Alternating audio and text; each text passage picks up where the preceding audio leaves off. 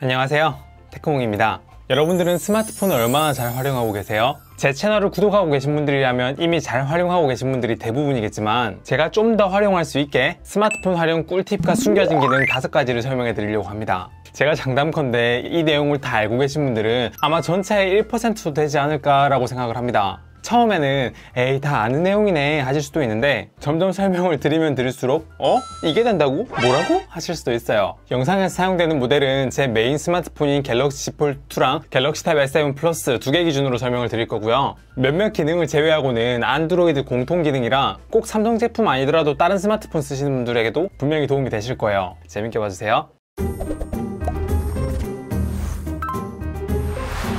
첫 번째로 소개해드릴 기능은 자주 사용하는 기능들을 자동화시켜 놓는 기능입니다. 스마트폰 집에서 와이파이 많이 쓴다고 와이파이 켜놨다가 밖에 나가면 이상한 와이파이 연결돼가지고 불편한 적이 있었을 거예요. 그리고 집에서는 소리 모드로 했다가 바깥에 나갈 때 진동 모드로 바꾸는 거 깜빡해가지고 낭패를 겪으신 분도 계실 것 같고요. 그리고 집에서는 굳이 패턴이나 지문인식과 같은 잠금 해제 기능 안 써도 된다고 생각하시는 분들 많이 계실 거예요. 예전에는 이런 기능 사용하려면 이런 태스커와 같은 자동화 앱이 따로 필요했는데, 이제 이 정도 단순한 기능들은 스마트폰의 순정 기능들로 웬만큼 커버를 할 수가 있습니다. 갤럭시 기준으로 설명을 드리면 바로 빅스비 루틴 같은 루틴 기능을 이용하는 거예요. 최근 갤럭시 스마트폰이라면 이렇게 위에 있는 메뉴로 보면 빅스비 루틴이라는 게 보일 거고, 이걸 꾹 누르면은 이렇게 빅스비 루틴으로 들어갈 거고요. 빅스비 루틴을 지원하지 않는 갤럭시 스마트폰 같은 경우에는 갤럭시 스토어에서 굿락을 받으면 여기 아마 루틴이라고 되어 있는 별도의 메뉴가 있을 거예요. 설치된 OS에 따라서 기능이나 설정들은 약간씩 차이가 날 수도 있는데, 일단 지금 가지고 있는 폴드 기준으로는요,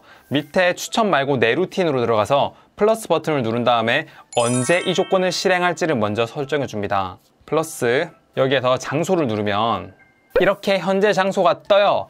여기에 들어오면 다음 옵션들이 설정되도록 설정을 하는 거예요. 그러면 다음을 눌러서 어떤 동작을 하게 할 것인가, 플러스를 눌러서 와이파이를 켜지게 하고요. 또 플러스를 눌러서 잠금을 해제 상태로 유지되게 하고요. 근데 이건 4시간 동안 사용하지 않았을 때는 자동으로 또 잠금 모드로 들어갑니다.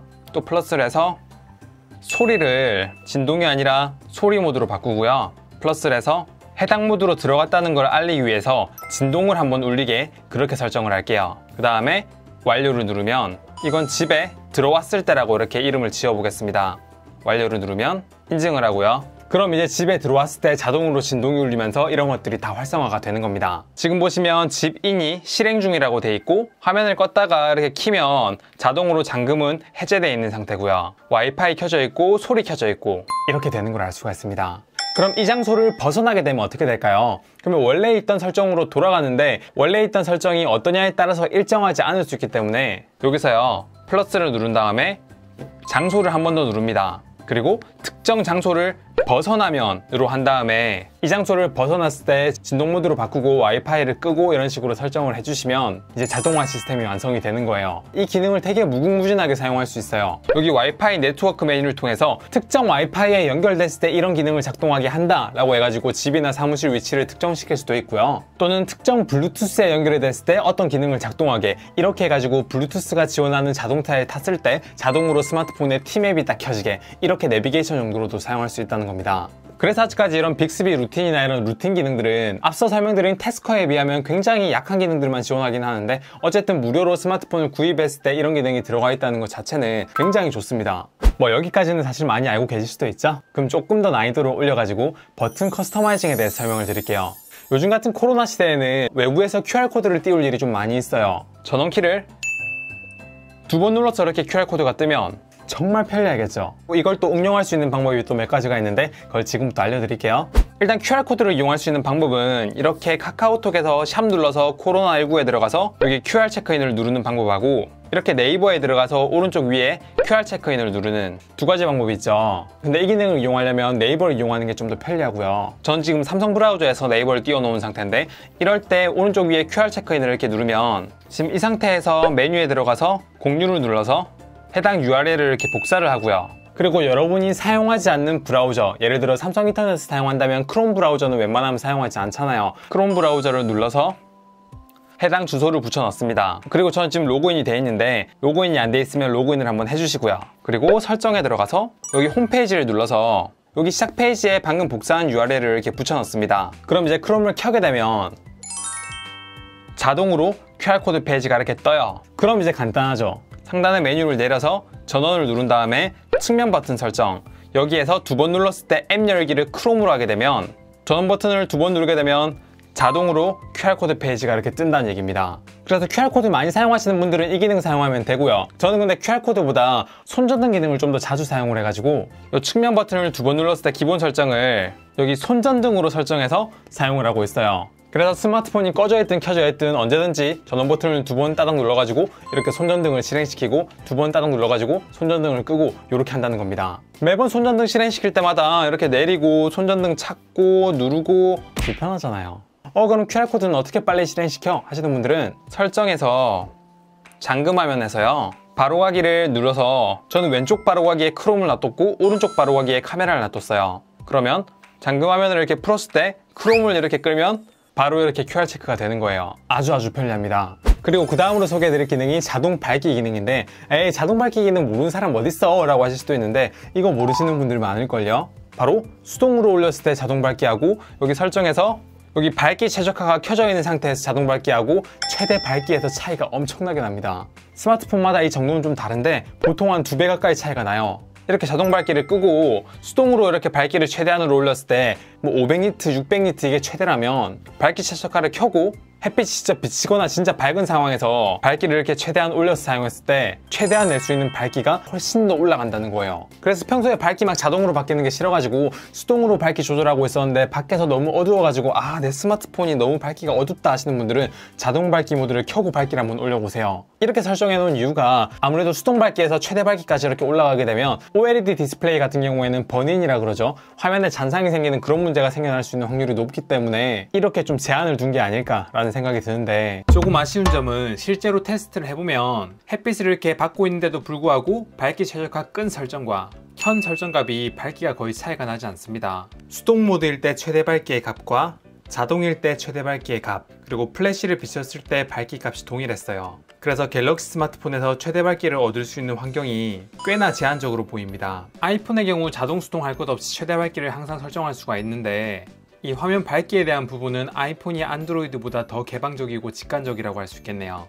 그리고 그 다음으로 말씀드릴 거는 카메라에 숨겨진 기능, 손떨림 보정에 대한 얘기예요. 제조사마다 다른데 갤럭시 스마트폰 기준으로 설명을 드리면, 플래그십 갤럭시 fon에 적용되어 있는 손떨림 보정 기술은 3가지가 적용되어 있습니다. 하나는 이제 OIS라고 흔들리는 방향에 따라서 안에 렌즈가 반대로 흔들려서 애초에 촬영될 때부터 흔들림이 보정된 채로 녹화가 되는 광학시 손떨림 보정 기술인 OIS 기술이 있고요. 영상을 자동으로 이렇게 돌려가지고 소프트웨어적으로 합성을 해서 손떨림 보정을 할 수 있는 EIS 기술이 있고요. 당연히 영상을 조금씩 돌려서 합성을 하다 보면 화각이라고 해서 카메라 보이는 앵글이 조금 좁아지거든요. 그런데 이걸 좀 더 극단적으로 이렇게 적용을 하게 되면 화각이 엄청 줄어들 건데, 애초부터 초광각 카메라로 넓게 찍은 다음에 화각을 이렇게 줄어들이는 그런 걸 이제 삼성전자에서는 슈퍼스테디 기술이라고 하는데, 그렇게 총 3가지 손떨림 보정 기술이 적용이 됩니다. EIS나 슈퍼스테디 같은 경우에는 합성을 이렇게 해야 되니까 사진에서는 안 되고요, 동영상에서만 작동합니다. 근데 OIS 같은 경우에는 사진과 동영상 모두에서 작동을 하는데요. 그럼 우리는 OIS나 EIS 슈퍼스테디를 원하는 대로 켜고 끌 수 있을까요?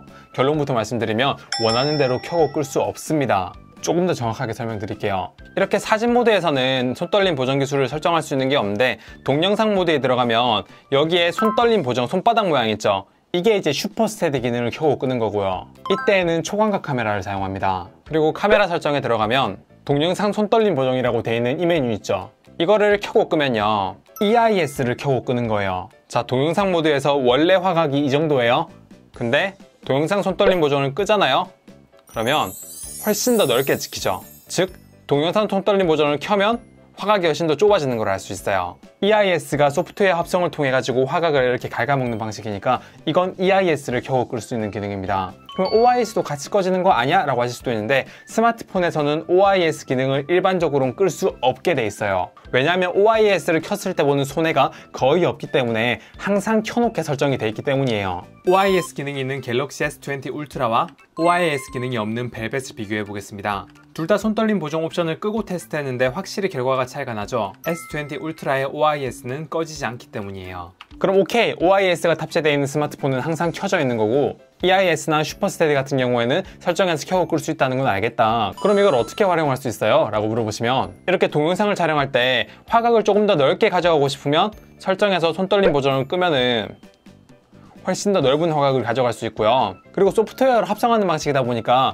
움직임이 많게 되면은 움직일 때 화면이 조금 부자연스러울 때가 있습니다. 특히 이렇게 움직여서 영상을 찍다가 잠깐 일시정지를 딱 했을 때 그때 화질의 선명도를 보면 손떨림 보정을 껐을 때가 켰을 때보다 훨씬 더 선명하게 찍히는 걸 알 수가 있어요. 손떨림 보정 옵션을 켠 채로 이렇게 회전을 하다가 일시정지를 했을 때 화질과 손떨림 보정을 끈 상태로 회전을 하다가 일시정지했을 때 화질을 비교해보면 결과물의 차원이 다릅니다. 제가 굳이 말씀 안 드려도 어느 게 더 화질이 좋은지 바로 아시겠죠? 그래서 손떨림 보정 옵션이 있다고 마냥 켜는 게 좋은 것만은 아닙니다. 그래서 여러분들이 생각대로 놓고 촬영할 때 조금 더 넓은 화각으로 촬영하고 싶다. 그러면 초광각 카메라 쓰면 되지만 초광각 카메라는 화질이 조금 떨어지고 끝에 왜곡이 있잖아요. 화질 좋은 메인 카메라에서 좀 더 넓은 화각으로 촬영하고 싶다 하시면 이렇게 손떨림 보정 기술을 끄면 되고요. 그리고 짐벌을 사용하고 계시면서 야외에서 촬영하다가 일시정지된 화면을 많이 쓰실 거다? 그러시면 EIS를 끄는 게 더 나을 수도 있습니다. 그리고 얼마 전에 스마트폰이나 태블릿으로 윈도우나 맥에다가 원격으로 이렇게 접속해가지고 컴퓨터처럼 사용할 수 있는 원격 지원에 대해서 말씀을 드렸습니다. 그때 제가 추천드린 앱은 애니데스크라고 설치하기도 쉽고 반속도도 꽤 빠르고 이래서 추천드릴만 하다고 해서 그걸 설명을 드렸는데 그때 제가 오버워치와 같은 몇몇 게임에서는 이게 제대로 작동되지 않는다고 말씀을 드렸잖아요. 이걸 해결할 수 있는 방법은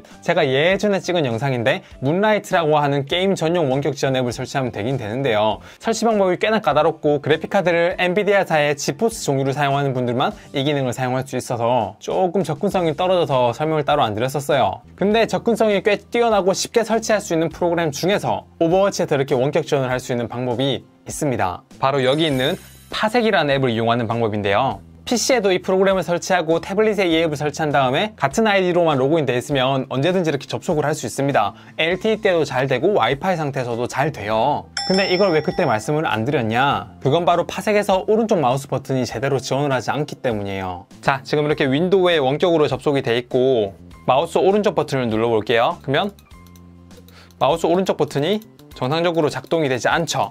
그럼 마우스 오른쪽 버튼도 제대로 안 되는데 오버워치를 어떻게 한다는 얘기야? 라고 하실 수가 있는데 몇몇 기기에서는 이걸 해결할 수 있는 방법이 있습니다. 바로 덱스에 들어가는 거예요. 갤럭시 탭 S7 같은 경우에는 별도의 기기에 연결하지 않고 바로 이렇게 기기 자체에서 덱스에 들어갈 수 있는 기능이 있잖아요. 이렇게 덱스에 들어간 상태에서 파색을 켜고요. 전체 화면 모드로 바꾼 다음에 오른쪽 버튼을 누르면 마우스 오른쪽 버튼도 정상적으로 눌러지는 걸 알 수가 있습니다. 그럼 이 상태에서 블루투스 키보드와 마우스로 제가 한번 오버워치를 해볼게요. 엄청 잘 됩니다. 하시는데 아무런 문제가 없어요. 아마 처음 하시면 마우스 감도가 조금 불편하실 텐데 그런 건 조절이 가능하고요. 반응 속도도 여기 스페이스바를 눌러서 점프를 해볼게요. 꽤 빠릅니다. 물론 이 반응 속도는 인터넷 접속된 상태에 따라서 차이가 날 수는 있겠지만 게임을 완전히 못할 정도는 아니에요. 그래서 갤럭시 탭 S6나 S7 같이 자체적으로 덱스에 들어갈 수 있는 태블릿으로 원격 지원을 하시는 분들은 파색이라는 걸 사용해보는 걸 추천드립니다. 무료예요. 자, 어때요? 여기까지 말씀드렸는데 제가 말씀드린 내용을 모두 알고 계신 분들 얼마나 계신가요? 1%가 안 될 거라고 생각은 하는데 아니면 어떻게 하죠? 다 알고 계셨나요?